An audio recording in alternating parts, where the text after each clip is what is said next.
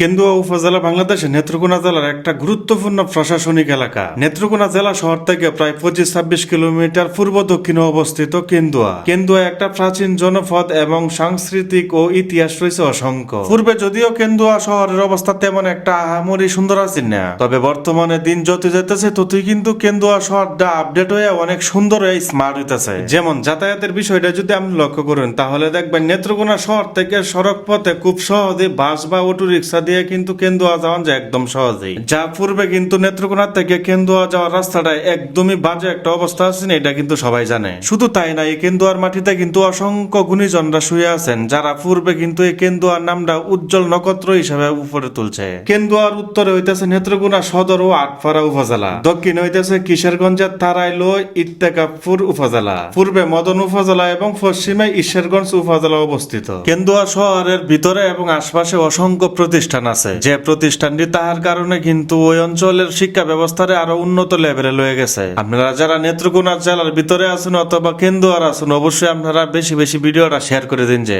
যাই হোক, ভিডিওটা আজকে এই পর্যন্তই। আল্লাহ তাআলা আপনারা ভালো রাখ, সুস্থ রাখ ও ফাতক নামাজ আদায় করুন। যে নামাজ আদায় না করলে কিন্তু ফেরেশতারা ঠান্ডা করে এলবো। এটা তো আমার সব আপনার যত বড় প্রেসিডেন্টের ফুল হয় না করে।